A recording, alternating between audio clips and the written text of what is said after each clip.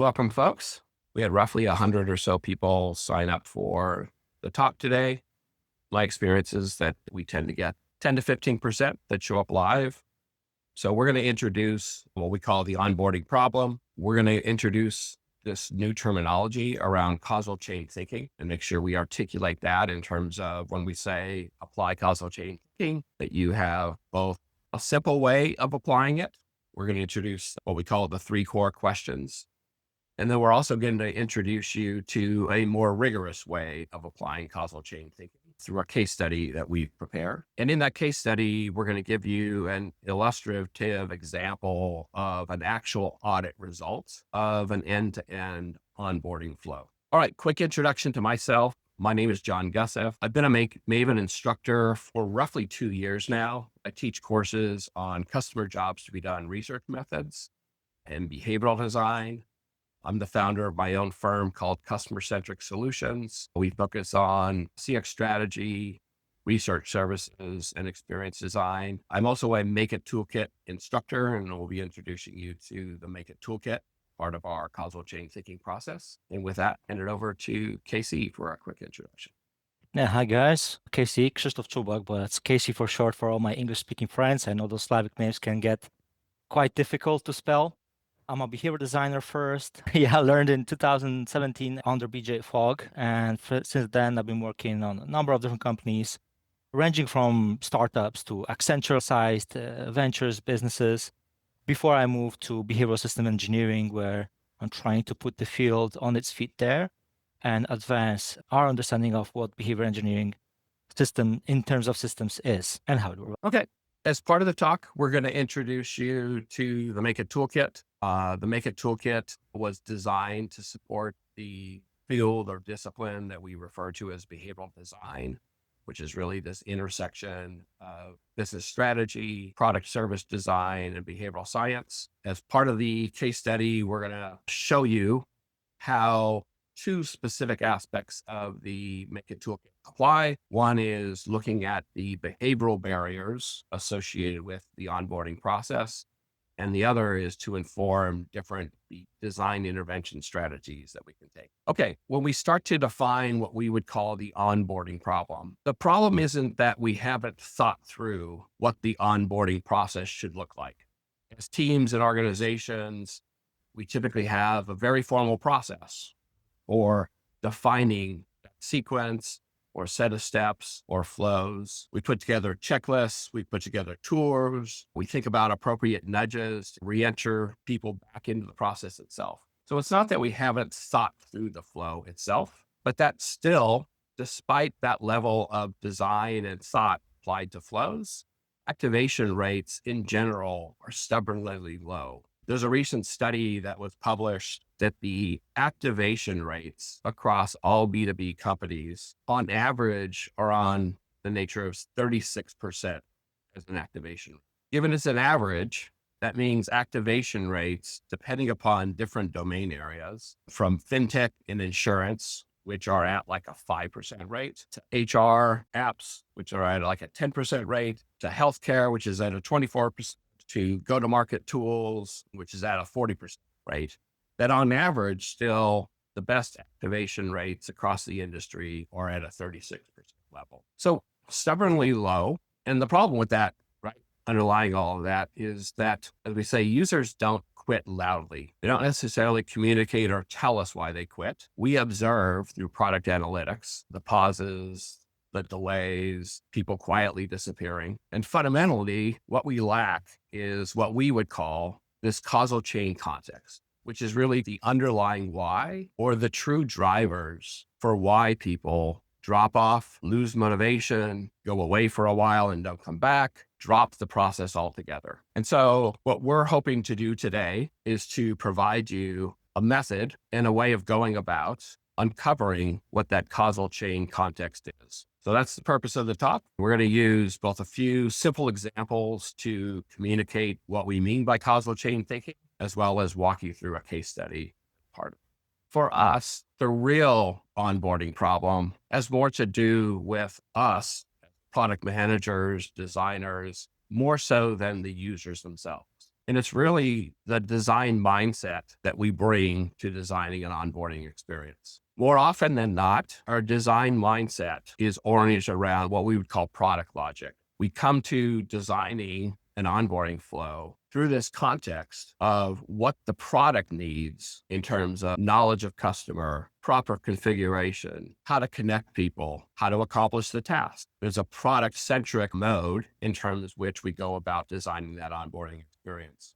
We assume that motivation is present. We assume that people have the ability to perform what we're asking them to perform. We assume that trust has been established, and we launch the onboarding process. What we're going to be talking through today is thinking about the design of onboarding flows with a design mindset that's more oriented around the user's context, what we might call user logic, what they believe will help them make progress based upon what they are seeking to accomplish in hiring your product for their given use. Taking the user context acknowledges that the actual behaviors have more to do with their context, with their constraints, with what they perceive to be risk, things or action that might be unreversible, what they believe to be the expected payoff or effort of activating and starting to use your product. So both need to exist. We need to have a product lens because we need to articulate and design an actual workflow or sequence of desired behaviors. But we need to ensure that as part of that, we're accounting for the conditions that are required, both pre-action and post-action as part of that design.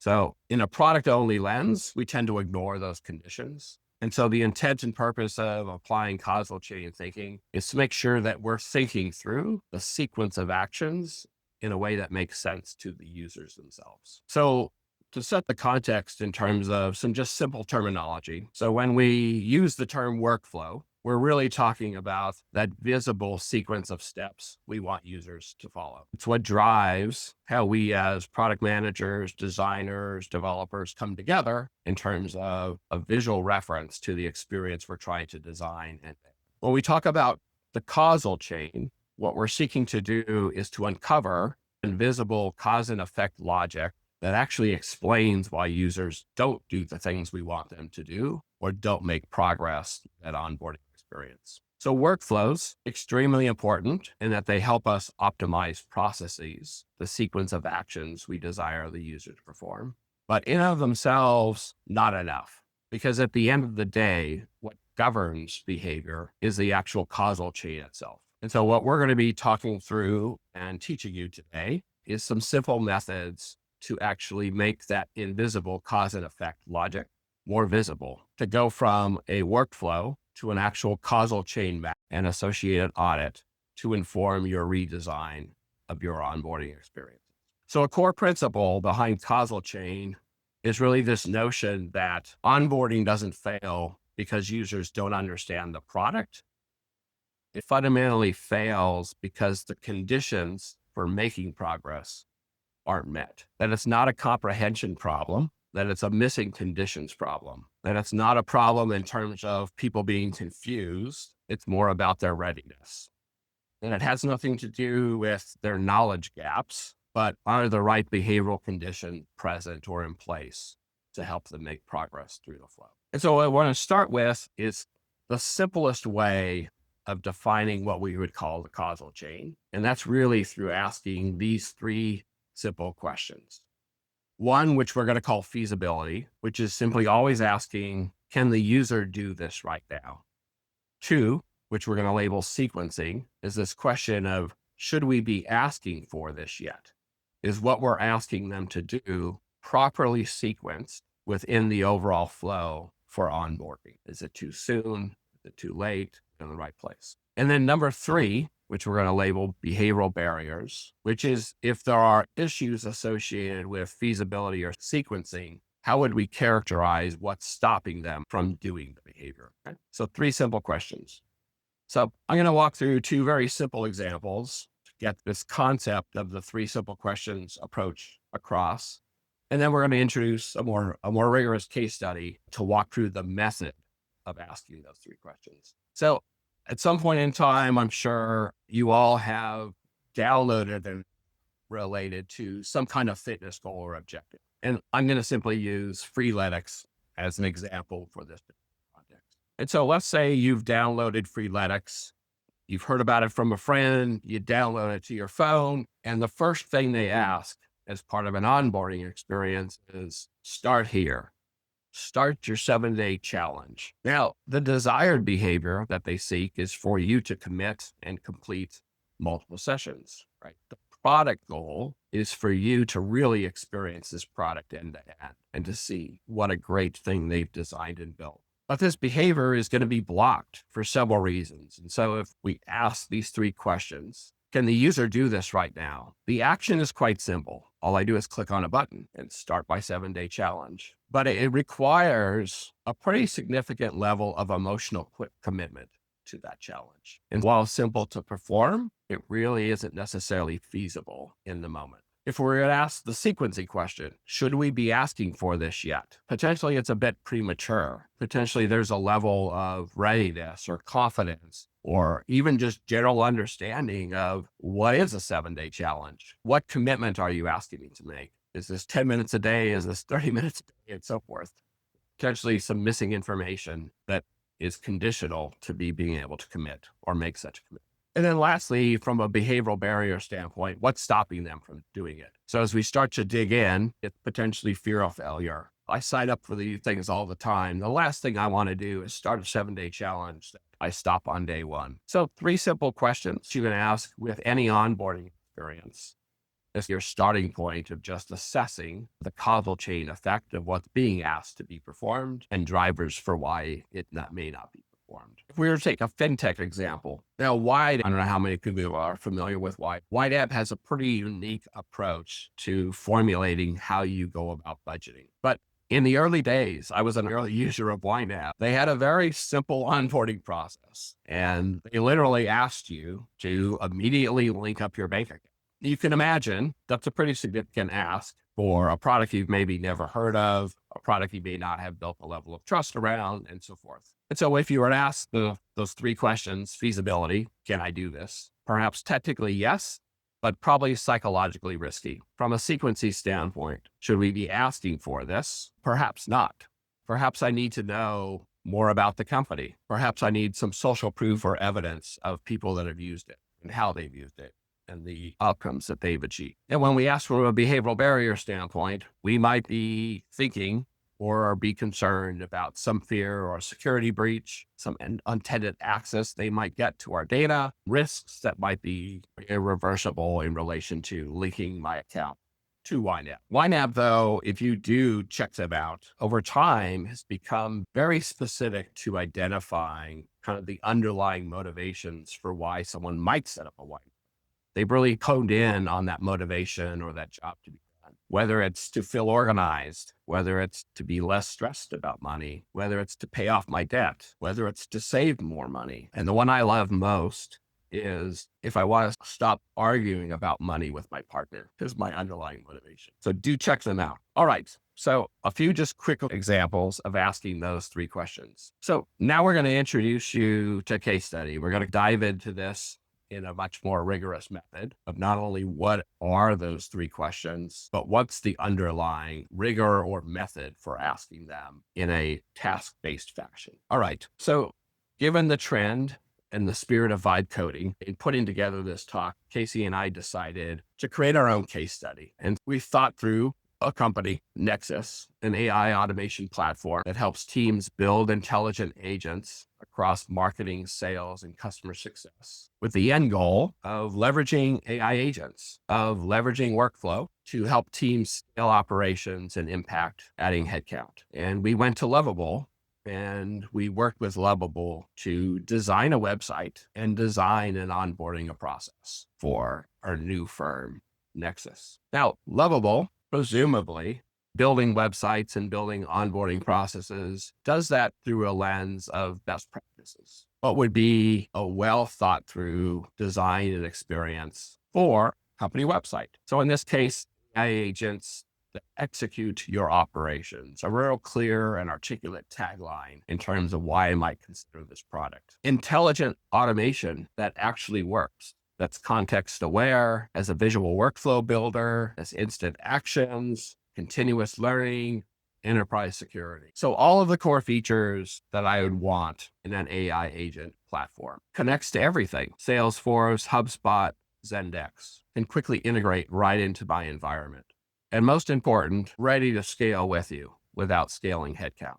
We asked Lovable to also create our onboarding flow should be to attract and acquire customers seeking to leverage AI automation and agents to help improve business operations. And on the surface, the onboarding flow that they've created seems quite logical in terms of overall design and steps. A simple sign-up process, completing a profile, connecting your data, inviting fellow team members, achieving our first early win or aha moment, and then triggering me to take on the next challenge or use case as part of my learning the tool and applying it in this operation. And so we're going to, through this case study, basically tell you what is presumably a best practice B2B website and onboarding flow for an AI automation tool from sign up through continuous use. All right. And so we want to first, we're going to introduce you to the steps in the process in terms of what's been designed. And then we're going to talk you through the causal chain thinking process for evaluating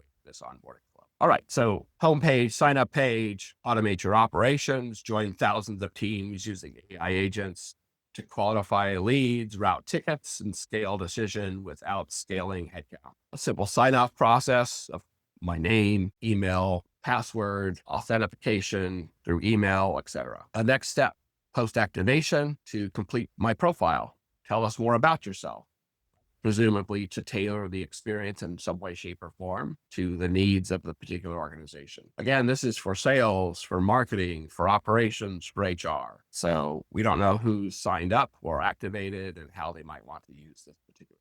To connect their data, they may need to connect to CRM systems, to their help desk, to a third-party database or an internal database, to email and so forth. But to build or design some form of AI or workflow solution, they're going to need to connect the tooling to their data. To invite other team members. So share this experience with your fellow team members or colleagues so that you can jointly kind of redesign the process you want to create together. Have that first early win in terms of something you've designed and built that's confirmation of the promise of the technology, and then celebrating and then trying to help you figure out what's the next use case. So who's seen an onboarding process like this? I had to laugh and chuckle a little bit because I think I've run across 100 or more companies in the last 3 months that have a website or onboarding process, not all that far off from this initial generation. So this is the process that we're going to walk through. Okay, so back to this concept of workflow view, causal chain view.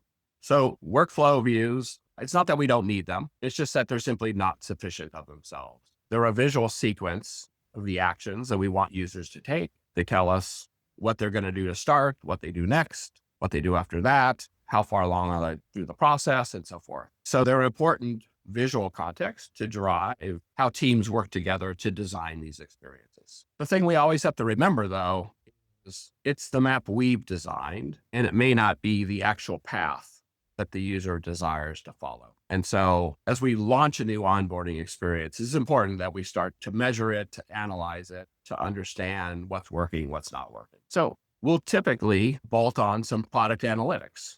So we create the process, we bolt on some product analytics, and now we can actually observe and watch and get some data around what people actually do. Where do they drop off? Which steps are performing well or not so well? How long does it take from start to finish? What percentage of people drop off and never come back? What percentage of people are we to re-engage? And so through our product analytics, we add a data layer or understanding to our onboarding flow. So we now have layer 1, what's the sequence of behaviors we desire them to perform?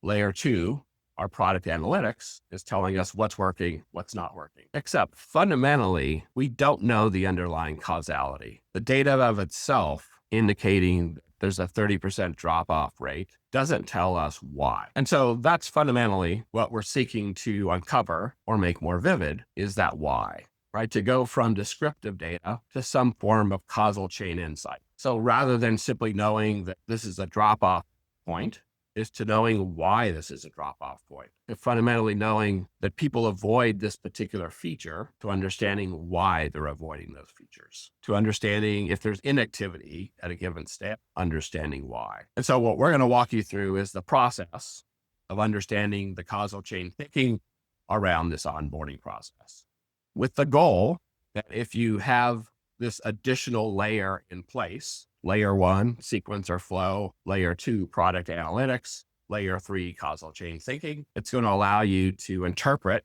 product data through more human decision logic. It's going to help you identify why the process breaks down, not just where. It's going to help you intervene and align around real user behavior and decision-making, and move from simple metric optimization, actually having a behavioral strategy behind the design of the onboarding.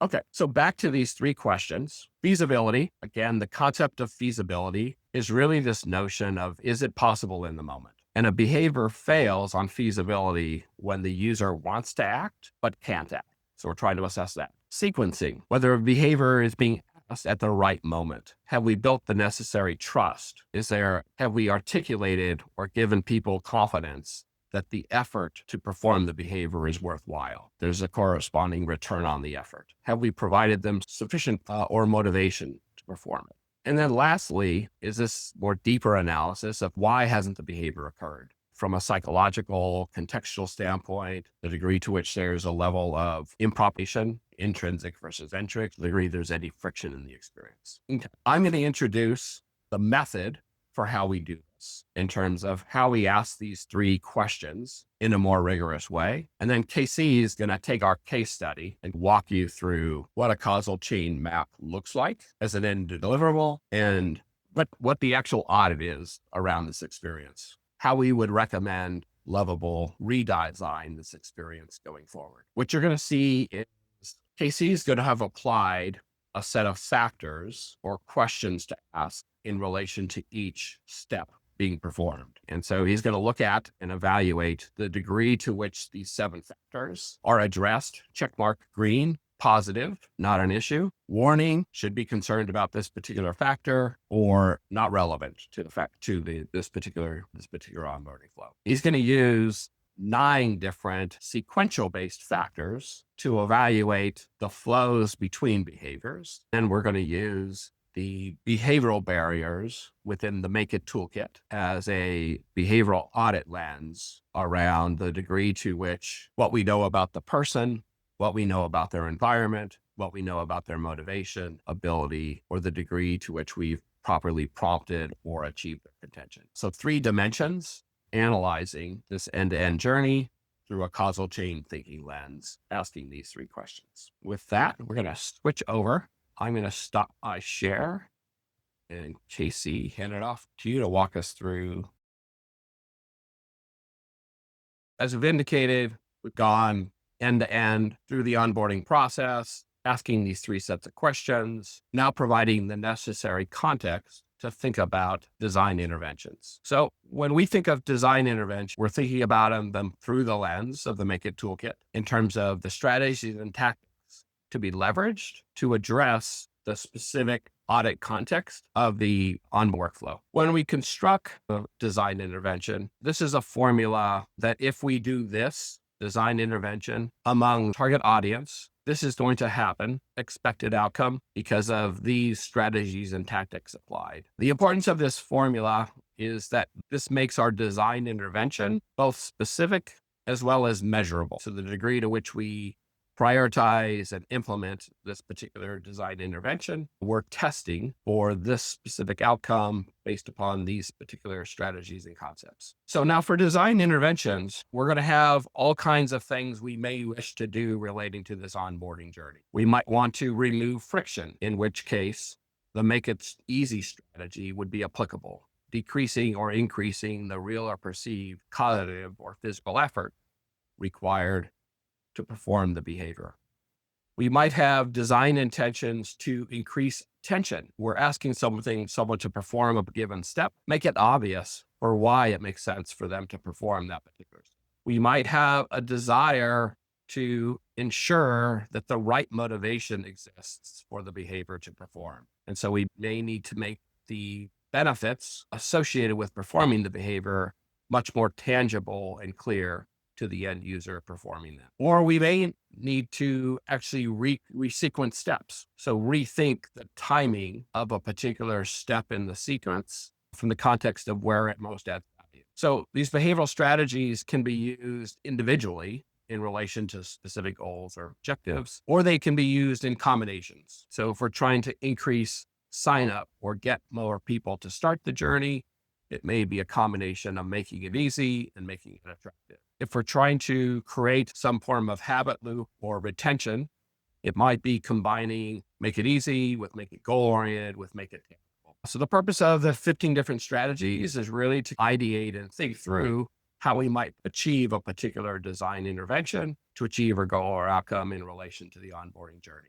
So we start to ideate and think through what these strategies might be in relation to the sign up step of the onboarding process, in relation to the connection of data step within the onboarding process, in relation to first early wins. Having different design intervention opportunities at different steps of the journey, we then need to post ideation, start to converge and prioritize to get to specific design interventions that we would take forward related to sign up, related to connection of data, related to that first early win. All right. So to recap on the process, so the intent of this talk was really to highlight this distinction between standalone workflow understanding versus causal chain understanding.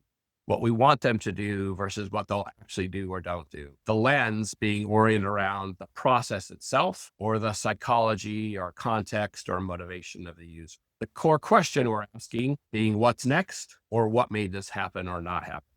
The artifact, a simple onboarding flow or checklist, or a causal chain map that helps us rethink the actual onboarding journey. Pretty flows, nice and sequential, or messy flows, what actually occurs. So if anything, we'd like your main takeaway to be, you might have a beautiful onboarding flow, but it might be sitting on top of a completely broken causal chain. And so hopefully in learning and understanding this method of causal chain thinking gives you an idea of how this thinking can be applied to adding the necessary clarity and understanding to evaluating your onboarding flows beyond simple product analytics.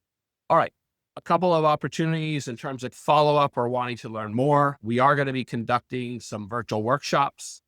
So if that's something you're interested in either participating individually in or holding a virtual workshop to educate your own team on this end-to-end process, reach out and let us know. Other ways in which you can work on with us is to actually run an onboarding audit around your actual product or service design using the method. All right. So we're going to wrap it up here. We are definitely interested in terms of what you learned from this experience and this talk, the degree to which you're interested in learning more about this method of analyzing onboarding flows. We're going to be we'll be providing some communications coming forward in terms of workshops around the process and the tooling, as well as open to running any of these on site for your particular product teams. So with that, just a thank you for being part of the Maven community and look for future communications. Thank you, everyone. Thank you, guys. Hopefully catch you on the next one.